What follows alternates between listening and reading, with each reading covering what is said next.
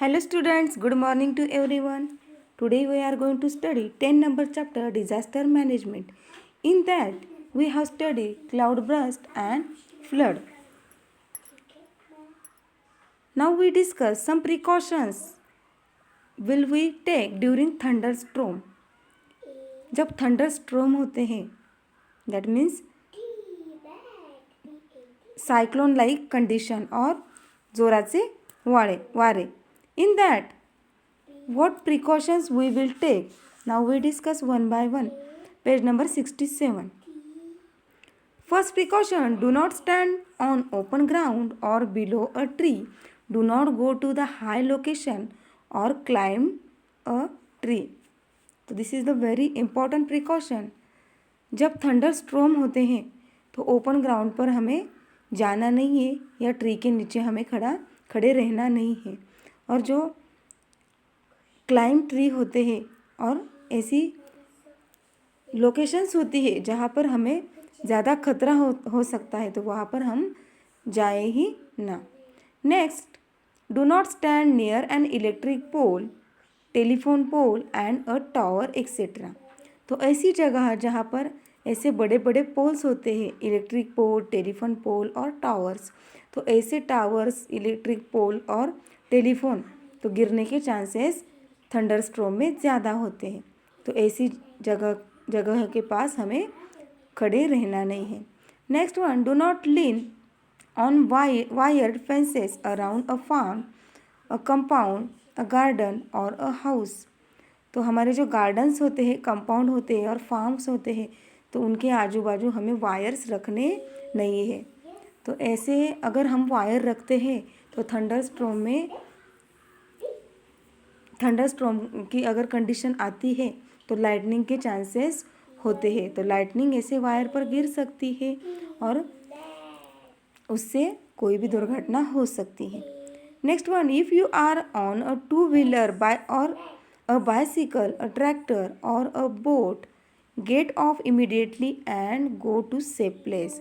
अगर आप लोग टू व्हीलर पर है, बाइसिकल पर और ट्रैक्टर, बोट ऐसे कोई व्हीकल्स पर है तो इमीडिएटली इसको बंद करें और सेफ जगह पर जाए. This is the very important precautions. Next one, do not gather all together in one place.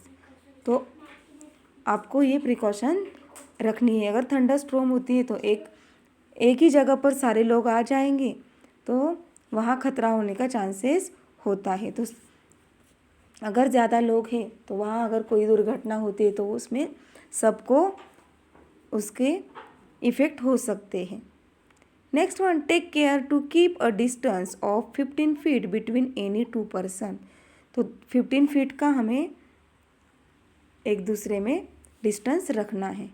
Next one is do not use plugged in electric appliances. Do not use mobile और telephones. When thunder storms are there we don't use electric appliances. तो plug चालू रखने नहीं है हमें और mobile और telephone का भी यूज़ नहीं करना. तो ये क्यों नहीं करना है? तो मोबाइल और टेलीफोन के लिए नेटवर्क लगता है. जो इलेक्ट्रिक अप्लायंसेस होते हैं तो उसके अगर इलेक्ट्रिसिटी चालू है तो अगर लाइटनिंग होती है उस जगह पर तो ये नेटवर्क की वजह से वहाँ लाइटनिंग अट्रैक्ट हो सकती है. Next one is stand on dry wood, a plastic sheet, sack और जूट क्लॉथ और ड्राई लीव्स. तो ऐसी जगह पर हमें खड़े रहना है. तो अगर ये ड्राई चीज़ें होती है तो इसमें इलेक्ट्रिसिटी कंडक्ट नहीं हो सकती तो इसकी वजह से हमें ये सेफ रख सकते हैं.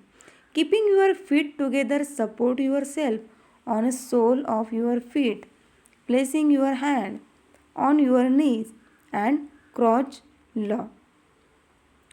तो हमें खुद को सेफ रखना है. इसी वजह से ये दिया है. दैट मीन्स फीट टुगेदर तो हमें एक ही जगह पर ऐसे हमें अच्छी तरह से खड़ा होना है.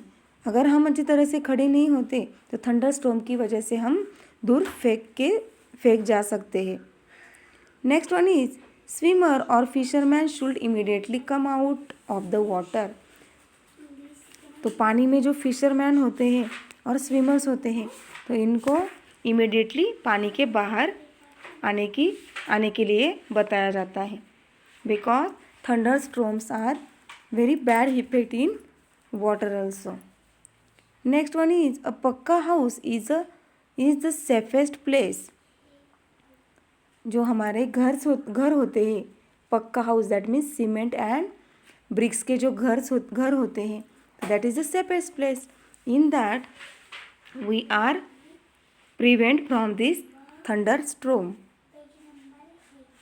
Find out if there is a lightning conductor on any tall building near your house. If necessary, get a lightning conductor fitted on your house.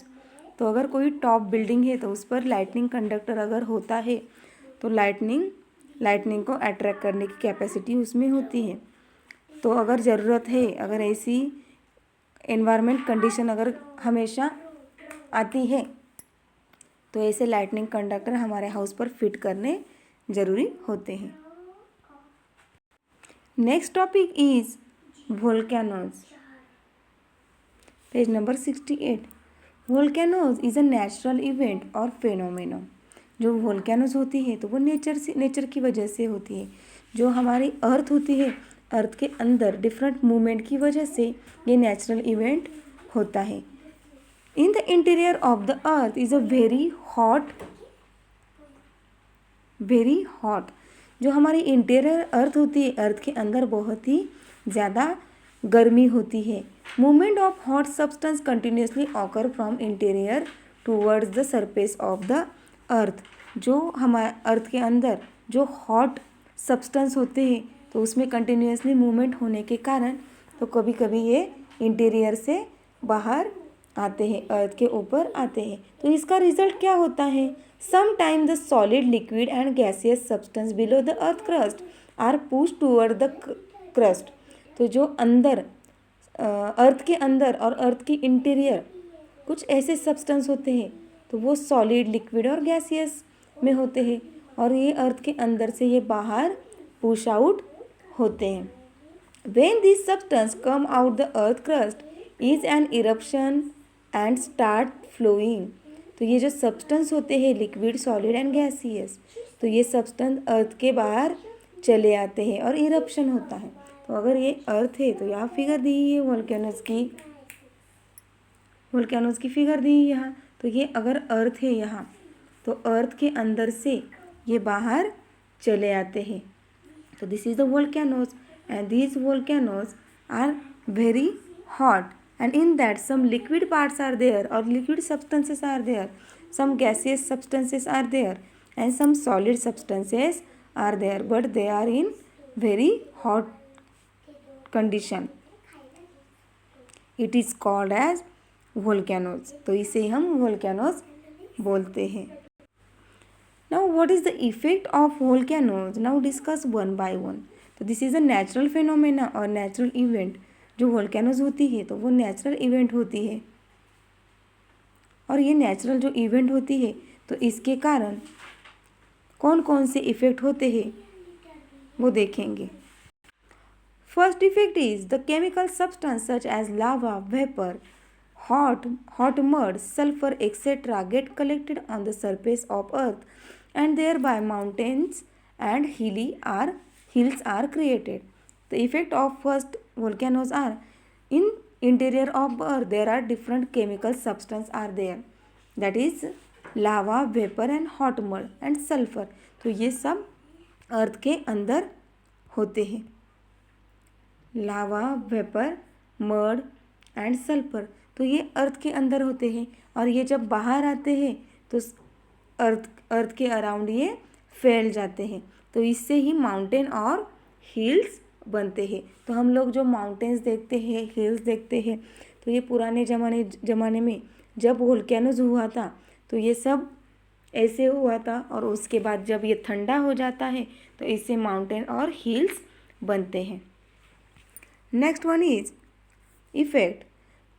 The atmosphere get polluted due to the ash and gases ejected by the volcanoes.